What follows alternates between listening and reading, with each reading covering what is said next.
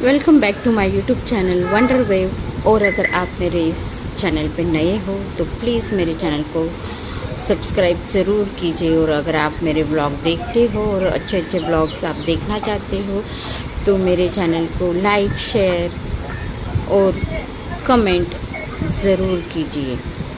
तो last blog में आपने देखा होगा हम फुंगशुलिंग तक पहुँचे और फिर दूसरे दिन हम इमिग्रेशन ऑफिस आए।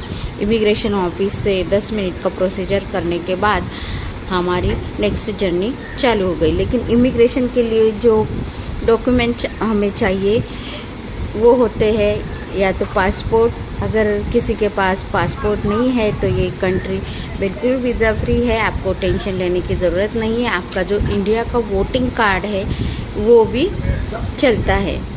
और अगर 6 से 12 साल उम्र वाले बच्चे आपके साथ है तो उनका बर्थ सर्टिफिकेट जो हिंदी या इंग्लिश लैंग्वेज में बना है वो यहाँ पे चलता है। और यहाँ पे हमें पर हेड पर डे 1200 रुपये SDF पे करना पड़ता है।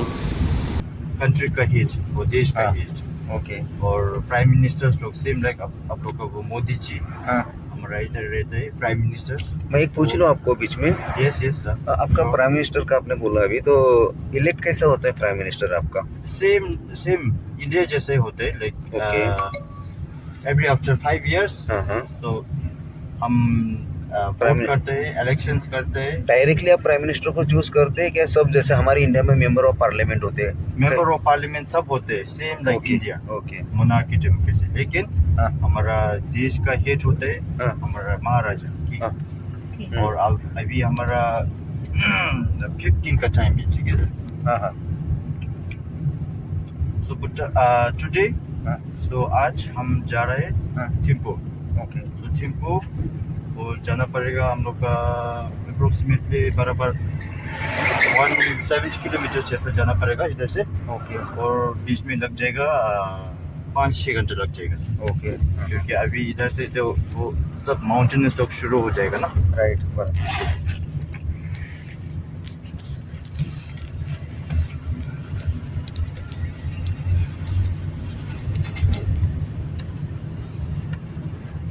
और रास्ते में बीच बीच में कुछ आप लोग का वो कुछ डाउट आया तो हमको बोल दीजिए, ठीक है?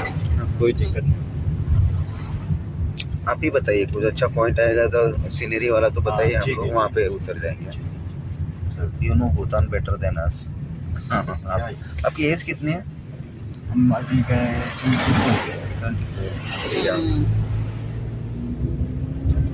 पर कभी स्टार्ट किया आपने गाइड का ये? अभी हो रहे 2 साल जैसा होने वाला है। 2 साल। ग्रेजुएशन वगैरह कंप्लीट किया अभी? यस। Very good. कहाँ से? इधर से भूटान से। ओके। किस मतलब किस फील्ड में? हाँ जी। किस स्ट्रीम कौन से फील्ड में किया? अच्छा, स्ट्रीम वो business studies. Business. Okay. BBA। Yes yes. ठीक and health and education system में चलते हैं। और इधर का वो आप लोग ये मालूम होगा है, इधर हमारा health facility, health service and education system सब कुछ फ्री है। फ्री है? क्यों? आप लोग की वजह से। ओके। क्योंकि आप लोग वो देते हैं ना, वो देते हैं, वो सब पब्लिक सेक्टर में। इवन अपना जो हम लोग आप लोग अगर हॉस्पिटल में एडमिट हो जाओ। हाँ यस यस। आप लोग के लिए तो वो फर्स्ट प्रायोरिटी देगा। ओके। नहीं, बट आपके लिए 100% फ्री ऑफ कॉस्ट होता है? Yes free through out the life.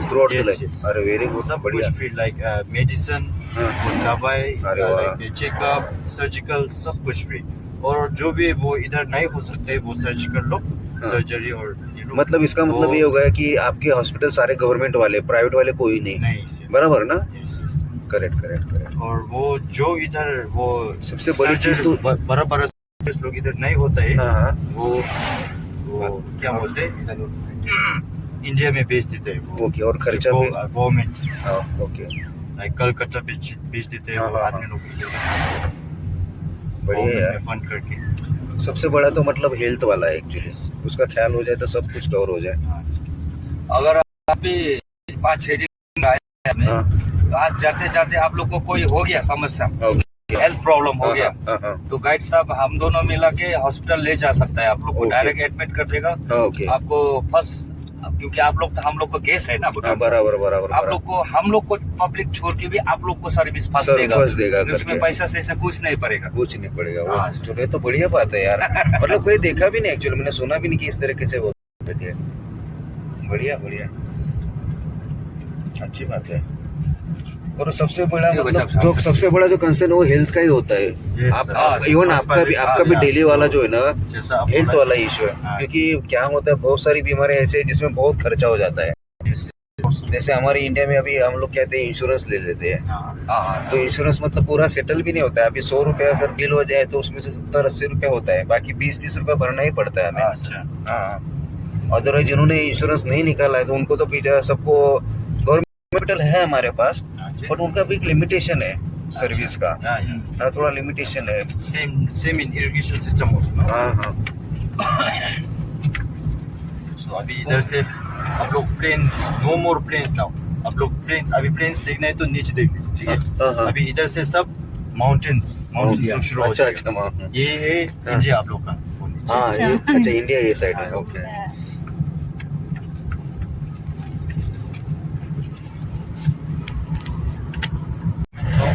वो एंटिक्स लोग, हमारे आर्किटेक्चर्स लोग, हाँ। वो सब प्रिजर्व करते हैं ना हम इधर। बराबर। हमारा ये ट्रेडिशनल है, हमारा कल्चर है, इसीलिए हम वो प्रिजर्व करना पड़ेगा ना सर। बराबर बराबर। इसीलिए वो इतना हमारा इधर हाँ। हमारा भूटान इतना वो टूरिस्ट नहीं लेते हैं, बराबर। इसीलिए आप लोग का वो क्या बोलते हैं, हाँ। भूटान थोड़ा सा एक्सपेंसिव होता है। हाँ हाँ। ये बात है। तो इमिग्रेशन कॉरिडोर से बाहर निकलने के बाद ड्राइवर भाई साहब और गाइड हमारा वेट कर रहे थे।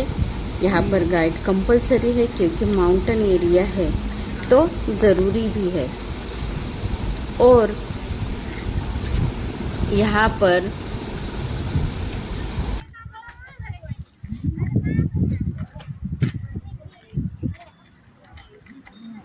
और ये जो देश हमारा पड़ोसी देश है, पर ये दुनिया से पूरी तरह से अलग देश है। ऐसे ही हमें गाइड ने बताया कि यहाँ राजा का शासन भी है और साथ ही लोकतंत्र भी है।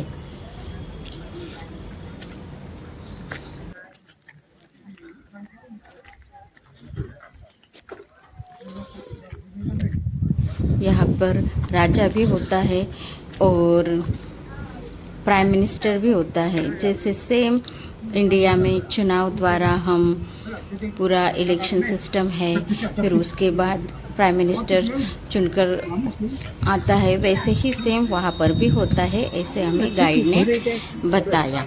वहाँ से आगे निकलकर हमने जैसे गाइड को बोला था कि अगर कुछ अच्छा दिखाई देता है तो हमें ज़रूर दिखाना। और ये यहाँ पर गाइड से बातचीत कर रहे हैं एक बुजुर्ग अंकल, वो तो झोंका लैंग्वेज में कुछ बात कर रहे थे तो वो इतना हमें समझ में नहीं आया।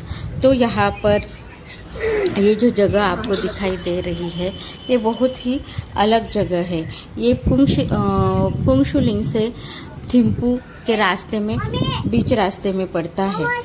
ये जो जगह है, ये जो सफ़ेद रंग के स्तूप आपको दिखाई दे रहे हैं, ये एक स्तूप समूह है जिसमें 8 स्तूप है जो कि भगवान बुद्ध के जो 8 लाइफ फेजेस है उनको दर्शाता है।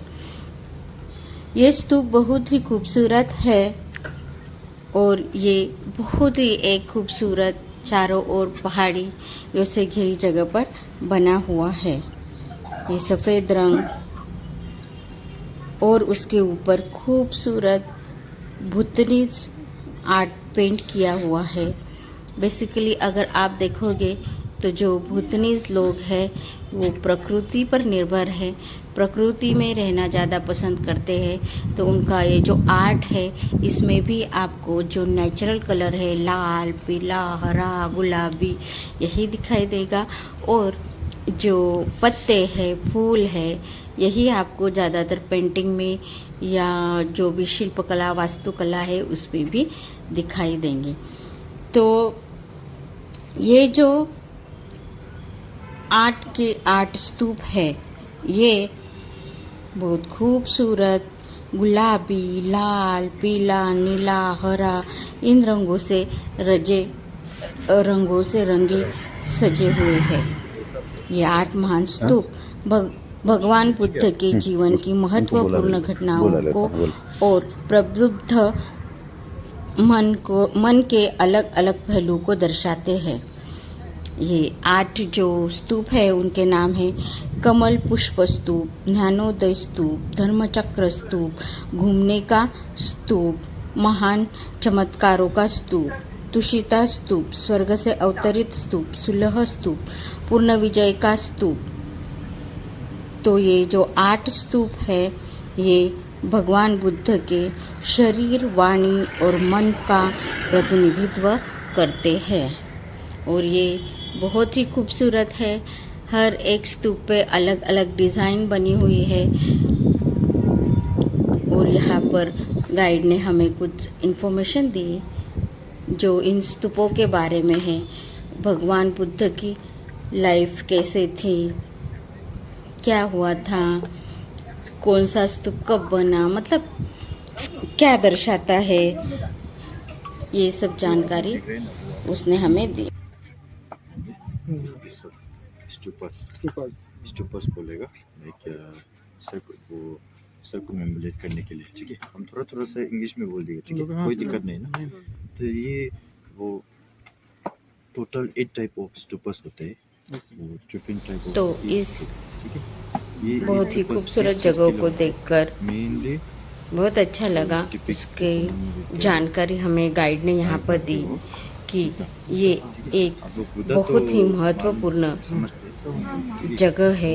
ये बुद्ध के जीवन की पवित्र स्मृति स्थान माना जाता है और यहाँ पर बुद्ध के जीवन के जो 8 लाइफ फेजेस है, जीवन के जो 8 भाग है, एक एक स्तूप एक एक भाग को दर्शाता है। तो पहला जो स्तूप है वो है कमल पुष्प स्तूप जो बुद्ध के जन्म का प्रतीक है। दूसरा है ज्ञानोदय स्तूप जो बुद्ध द्वारा ज्ञान प्राप्त करने का प्रतीक है। तीसरा है धर्म चक्र घुमाने का स्तूप जो बुद्ध द्वारा दिए गए पहले उपदेश का प्रतीक है। चौथा महान चमत्कारों का स्तूप जो बुद्ध द्वारा किए गए जो महान चमत्कार थे उनका प्रतीक है। पांचवा तुषिता स्वर्ग से अवतरित स्तूप बुद्ध के स्वर्ग से धरती पर लौटने का प्रतीक ये स्तूप है। छठा सुलह का स्तूप जो बौद्ध भिक्षु है उनके बीच संगठन एकता स्थापित करने का ये प्रतीक है। उसके बाद वो सातवां है पूर्ण विजय का स्तूप बुद्ध के अकाल मृत्यु को टालने और जीवन बढ़ाने का जो प्रतीक है। और 8वां है परिनिर्वाण स्तूप बुद्ध के मृत्यु का प्रतीक है।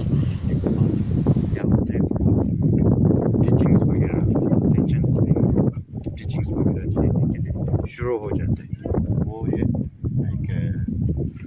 मैंने स्तूपा और मैंने जो बोलते हैं, मतलब क्या बोलते हैं ये बुद्धिज्म सिर्फ वो चीज़ का नहीं होता है, क्या बोलते हैं सिर्फ बुद्धिज्म लोग का नहीं होता है, सबके लिए ये वर्ल्ड में क्या कौन कौन है, हिंदुइज्म, क्रिश्चियनिटी, मुस्लिम, सबके लिए ये बुद्धिज्म ओपन है। मतलब कुछ ये रिस्ट्रिक्शन नहीं है बुद्धिज्म में वो ज्वाइन करने के लिए ये करना पड़ेगा, ये करना पड़ेगा, वो कुछ रिस्ट्रिक्शंस होते हैं ना, वो दूसरा वो रिस्ट्रिक्शन वो ऐसा नहीं है, ठीक है। इसके मतलब वो बुद्धिज्म होते हैं हमारा open religion, okay. So the Buddhist teaching वो सबके लिए होती है, उनका टीचिंग सिर्फ बुद्धिज्म लोग के लिए नहीं, सबके लिए, सब सेशंस के लिए, ठीक है। और उसके बाद stupa of miraculous. Miraculous mean उस टाइम में वो जब वो टीचिंग्स लोग दे रहा था, वो सेंशंस लोग उनका डिसाइपल्स लोग का वो टीचिंग्स लोग दे रहा था, तो वो क्या बोलते, वो नीचे में एक था वो बोध का है होश महारा, लाइक इविल स्पिरिट।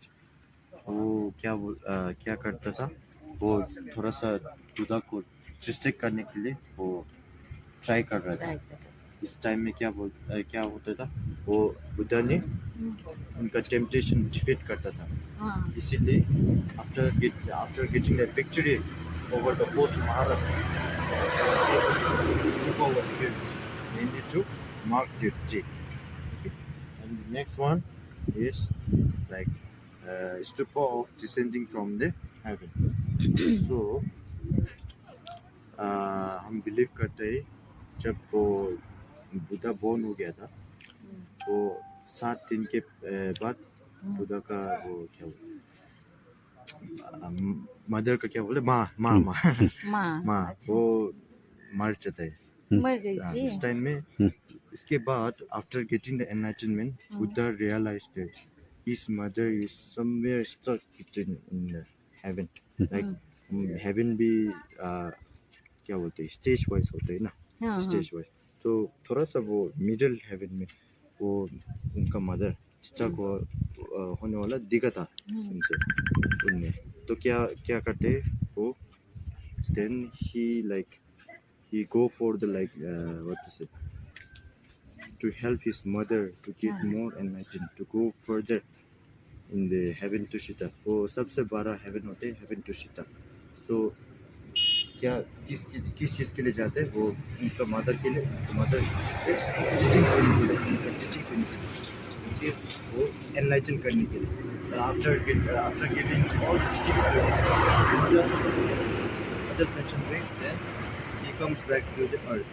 So उस दिन में ये stupa built हुआ था mainly to mark that when Buddha was descending down from the heaven to this earth back। And then next one is the reconciliation, the stupa of reconciliation। वो मतलब है जब वो बुद्धा टीचिंग्स लोग दे रहा था, उनका एक भाई था, छोटा भाई था, देवदाता। आप लोग को वो स्टोरी जानते हैं? नहीं, देवदत्ताची आहे। ओके, तो कल से वो सुनेगा, ठीक है। तो क्या होते, वो देवदत्ता ने वो बुद्धा से चैलेंज करते थे, क्योंकि वो सब मिस इन्फॉर्मेशन देते बुद्धा के बारे में, वो सेंशन उनका डिसाइपल्स लोग से miss information. And then Buddha का टीचिंग का थोड़ा सा वो क्या बोलते, टीज करके वो सब भगा देते हैं, सब भगा देते हैं वो डिसाइपल्स लोग। तो वो सब भगा चुका है, लेकिन वो बुद्धा कुछ नहीं बोलते। वो कंटिन्यूसली वो मेडिटेशन करके टीचिंग्स कंटिन्यू करते, उसके बाद वो रियलाइज करता है कि जो उसने किया वो रॉन्ग था, वो गलत चीज़ था। इसीलिए वो बाद में वो मदद लेकिन क्या बोलते, माफ़ी मांगने के लिए आता था वो बुद्धा के सामने। इस टाइम में वो ये स्टूपा बिल्ट हुआ था, stupa of reconciliation. And then next one is the stupa of victory. Second last. So ये क्यों स्टूपा ऑफ विक्ट्री बोलता है, क्योंकि वो जो होश महारा हम बोला था ना, उसने क्या किया, जब वो बुद्धा बोध गया में था, तो क्या किया, उसने वो रिक्वेस्ट किया बुद्धा से कि आपका टाइम हो चुका है, आप इधर से जाने से ठीक होगा, वो इधर से if you leave this world, no, it will be better। So then upon the request of the host Mahara, वो बुद्धा मान जाते, और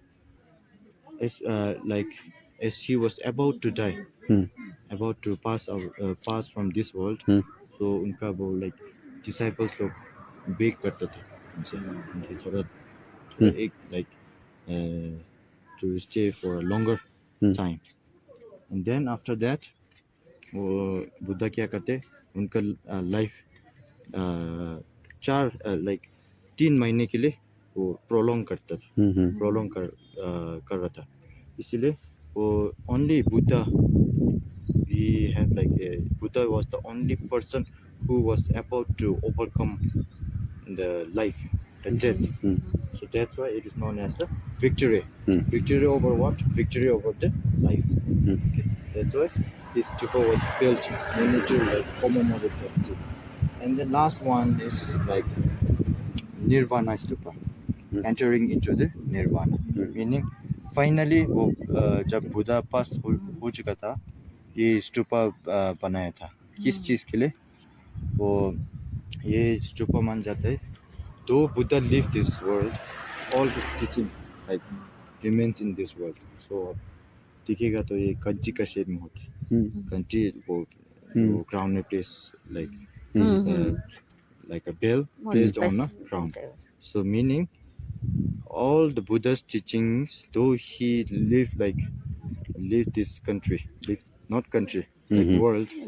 So though he lived this world, so his teachings remains back here in this samsara for his disciples, those who follows his teachings.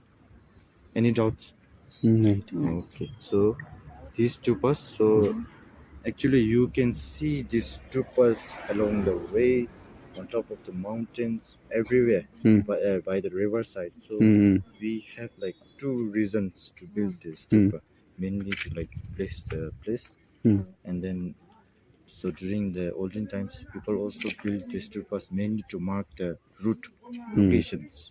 So during the olden times, like people were like not aware of the proper road, because like there were no such as like vehicle road out here, motor road. That's why in order mainly to mark the location, so they used to build the stupas and all, and also mainly in order to like bless the current places, particular places. Okay. So अभी आप लोग घूम सकते हैं। Okay, thank you. अभी YouTube में तो नहीं डालेगा ना? नहीं डालेगा तो तेरे पास लोग आएंगे ना उल्टा। हम जो शर्म आते हैं ना, शर्म काय करे, फेमस हो जाएगा। तेरे को पता है हम लोग यूट्यूब की वजह से यहाँ पहुँचे।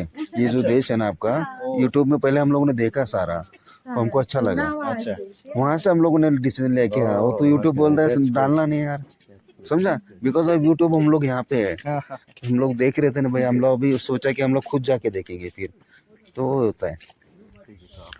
तो इस खूबसूरत मॉनेस्ट्री को देखने के बाद हम थिम्फू की ओर चल पड़े, और बीच रास्ते में देखिए आप, ये माउंटेन, ये भूतनीज आर्ट, ये यूनिवर्सिटी है वहाँ पे भी बना हुआ है भूतनीज आर्ट, ऐसी चीज़ें हमें दिखाई दी। ये नज़ारे शब्दों में नहीं बयां कर सकते हैं, इतने खूबसूरत है। आपकी चारों ओर माउंटेन्स है और बीच रास्ते से आप जा रहे हो, तो आप सोच भी नहीं सकते, इतना अच्छा वहाँ पे लग रहा था, मैं बता नहीं सकती शब्दों में। तो ये बहुत ही एक अलग ही एक्सपीरियंस है। जैसे कि हमने गाइड भाई सबसे बात की, उनको बोला कि हमने पहले यूट्यूब पे सर्च किया और ये कंट्री हमें अच्छी लगी तो हम यहाँ पे आए। तो यहाँ पे मैं आपको बता दूँ, बीच रास्ते में पूरा जंगल है और रास्ते में मुझे एक काली काली ये चीज़ दिखाई दी। तो पहले मुझे लगा कि कुत्ता होगा, क्योंकि जो ठंडा प्रदेश होता है उसमें जो कुत्ते वगैरह होते हैं, रेंडियर जैसा या याक जैसे थोड़े से बालों वाले होते हैं, हेल्दी होते हैं, तो वही होगा। फिर मुझे रियलाइज़ हुआ कि नहीं, ये कुछ तो अलग है। फिर ड्राइवर भाई साहब ने कहा कि अरे ये तो भालू है, भालू का बच्चा है उनमें भी 2 प्रजातियां होती है, एक इंट्रोवर्ट और एक्सोवर्ट ऐसे होते हैं। जैसे कि बच्चा है ना? कुछ जो भालू होते हैं वो ग्रुप में रहते हैं और कुछ ऐसे प्रजाति होती है एक अलग कि जो बड़े होने के बाद अलग हो जाते हैं अपने ग्रुप से। तो ये वही प्रजाति है, ये अपने ग्रुप से अभी अलग हुआ है। और आप देख सकते हो ये भालू, और इस भालू को देखने के बाद भाई साहब हमें रियलाइज़ हुआ ये आसपास पूरा जंगल ही है। और उन्होंने खिड़की खोलने से मना किया क्योंकि ये जो भालू है वो आप पे हमला कर सकता है। तो हमने वैसे ही देखा और फिर वहाँ से आगे चल